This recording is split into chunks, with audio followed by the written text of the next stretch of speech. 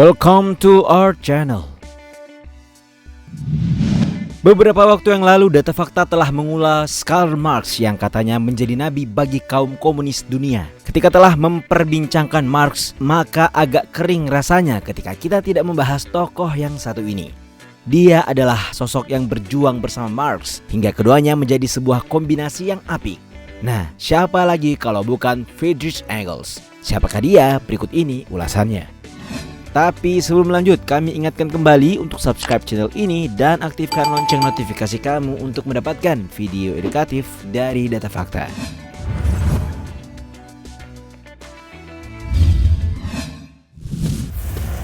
Latar belakang. Friedrich Engels lahir di Barmen, Provinsi Rhine, Jerman pada 28 November 1820. Ia merupakan anak sulung dari pasangan Friedrich Engels Senior dan Elisabeth Elise Franziska Mauritia von Haar. Ayahnya merupakan seorang kaya raya pemilik pabrik tekstil di Barmen dan Salford. Kedua kota ini menjadi metropolitan industri yang berkembang saat itu. Memasuki usia 13 tahun, Engels bersekolah tata bahasa di kota Elberfeld. Namun pada usia 17 tahun, ia harus meninggalkan sekolahnya karena tekanan dari ayahnya. Ayahnya ingin dia menjadi seorang pengusaha dan mulai bekerja sebagai magang dagang dalam keluarganya. Hingga pada usianya yang memasuki 18 tahun, Engels dikirim ayahnya untuk bekerja di sebuah rumah dagang yang berada di pelabuhan Hanseatic Bremen. Ia dituntut untuk menjadi seorang akuntan. Hal ini dilakukan untuk membekali Engels pengetahuan bisnis agar kelak ia mampu mewarisi perusahaan yang telah dirintis ayahnya. Engels memiliki latar belakang keluarga yang memiliki pandangan politik nasionalis konservatif dan bergelimang harta, namun tak serta-merta menjadikannya sebagai kapitalis. Ia suka bergaul dan dekat dengan kaum-kaum yang memiliki strata sosial ke bawah.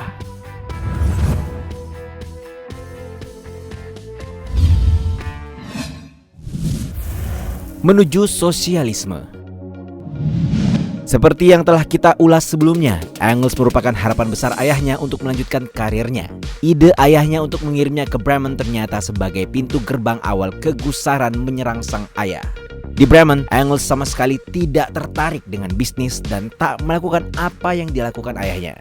Dilansir dari tirto.id, dari kerja magang itulah Engels sadar bahwa ia bagian dari masalah, membuatnya justru jadi radikal dan berpihak kepada buruh setelah menyaksikan kenyataan di depan mata.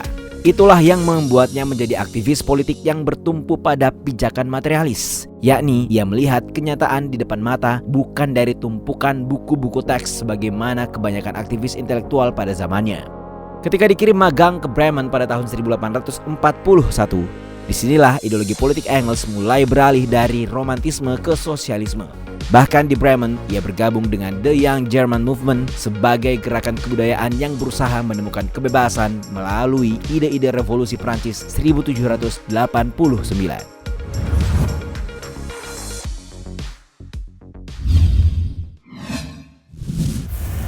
Wajib militer. Beberapa negara menggunakan aturan wajib militer bagi seluruh rakyatnya, jadi setiap orang mesti menjalaninya. Seperti halnya Engels pada tahun 1841, ia lagi-lagi harus menuruti kemauan ayahnya dengan mengirimnya ke Berlin untuk mengikuti wajib militer. Namun bukannya fokus dengan pendidikan militernya, di sana ia malah keluyuran mengikuti kuliah para profesor filsafat dan semakin aktif membaca buku. Engels muda juga suka sekali mendatangi forum diskusi mahasiswa Universitas Berlin. Nah, di sanalah dia mulai berinteraksi dengan kelompok yang disebut Hegelian muda. Hegel merupakan raksasa atau filsuf paling besar di Jerman saat itu yang pemikirannya ditafsirkan menjadi dua cabang. Di tangan Hegelian tua, sistem sebobrok apapun tetap dipertahankan atau melanggengkan sebuah kekuasaan. Sedangkan di pihak Hegelian muda justru sebaliknya. Mereka menuntut suatu revolusi agar terbentuk sistem yang lebih baik. Engels sangat merasa cocok dengan kelompok Hegelian muda sebab ia sudah jenuh dan muak dengan moralitas para elite-elite saat itu.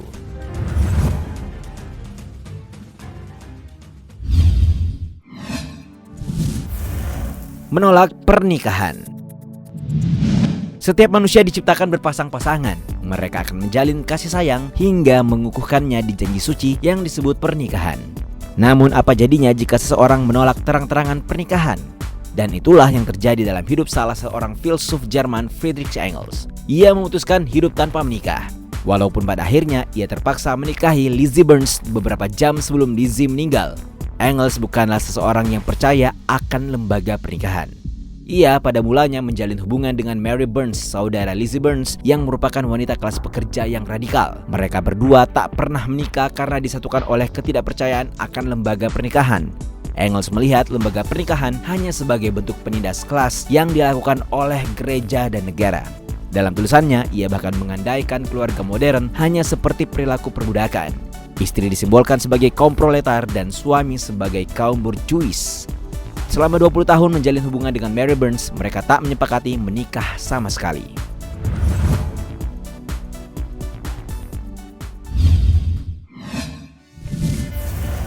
Bertemu Marx. Lagi-lagi dan lagi, ayah Engels tak henti-hentinya berupaya untuk memilihkan jalur masa depan untuk anaknya. Genap di usia 22 tahun pada akhir tahun 1842, ia dikirim oleh ayahnya ke Manchester, Inggris untuk mengelola pabrik pemintal benang. Namun ternyata sejarah berkata lain. Dalam perjalanannya ke Inggris, ia berkenalan dengan Karl Marx. Ia merupakan seorang sosialis terkemuka pada masa itu dan redaktur koran The Renaissance. Perkenalan inilah yang kemudian mengubah semua orientasi kehidupan Engels. Marx pada saat itu hanyalah seorang doktor filsafat yang ditolak menjadi seorang dosen di Berlin. Tidak ada yang istimewa ataupun spesial dalam pertemuan awal ini.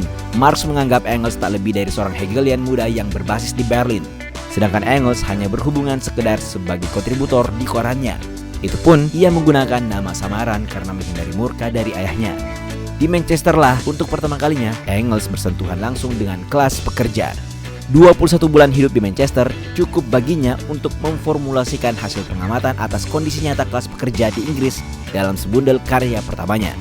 Sebuah buku berjudul The Condition of the Working Class in England yang di dalamnya berisi kelamnya masa depan kapitalisme dan era industri baru.